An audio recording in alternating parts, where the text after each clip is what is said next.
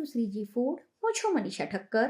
આજે આપણે સોજી કે બેસનનો ઉપયોગ કર્યા વગર દાળ ચોખાનો ઉપયોગ કરીને આથા વગરના ઇન્સ્ટન્ટ લાઈવ ઢોકળા કેવી રીતે બનાવવા એ જોઈશું.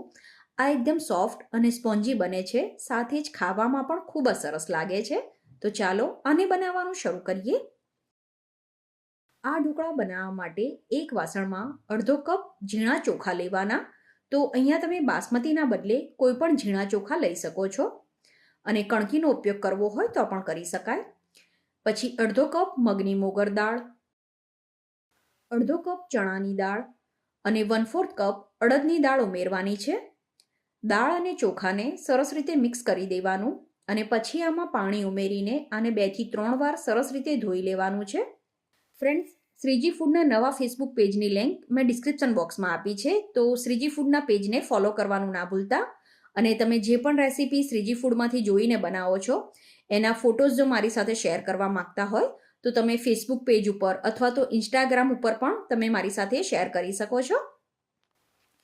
દાળ અને ચોખાને ધોઈ લઈએ, પછી આમાં પાણી ઉમેરીને આને 5 થી 6 કલાક માટે પલાળીને રાખવાનું. 5 થી 6 કલાક પછી હવે દાળ અને ચોખા સરસ રીતે પલળી ગયા છે. આ ઢોકળા જો તમારે સવારના નાસ્તામાં કે પછી લંચ બોક્સ કે ટિફિન માટે બનાવવા હોય તો તમે દાળ અને ચોખાને રાત્રે પણ પલાળીને રાખી શકો છો. હવે જે પલાળેલા દાળ અને ચોખા છે એમાંથી અડધા દાળ ચોખા એક મિક્સર જારમાં લઈ લેવાના. પછી આમાં 3 ચમચી જેટલું અથવા તો 1/4 કપ ખાટું દહીં ઉમેરવાનું. પછી થોડું પાણી ઉમેરીને આને સરસ રીતે વાટી લેવાનું છે.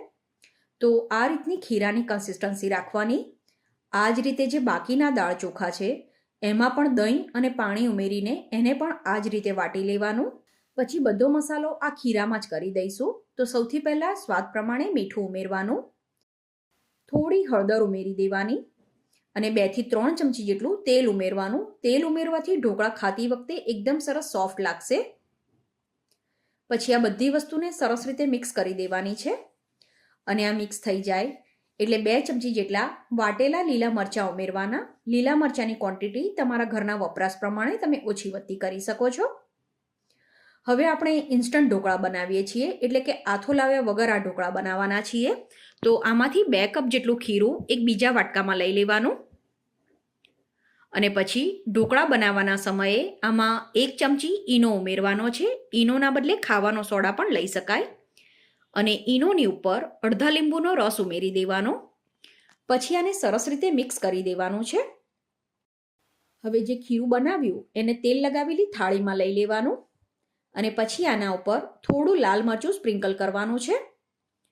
હવે ઢોકળિયામાં કે કોઈ એક મોટા વાસણમાં પાણી ગરમ થવા માટે મૂકવાનું અને પાણી ઉકળવા લાગે એટલે જે ઢોકળાની થાળી આપણે તૈયાર કરી હોય એ આમાં મૂકી દેવાની. તો અત્યારે આ રીતે 2 થાળી ઢોકળાની તૈયાર કરી છે. ઢાંકણ ઢાંકીને આને હાઈ ફ્લેમ ઉપર 12 મિનિટ માટે સ્ટીમ કરવાનું છે. 12 મિનિટ પછી ઢોકળા સ્ટીમ થઈ જાય એટલે ઢોકળાની થાળીને બહાર લઈ લેવાની અને આ સહેજ ઠંડી થાય એટલે આના ઉપર સિંગતેલ લગાવી દેવાનું.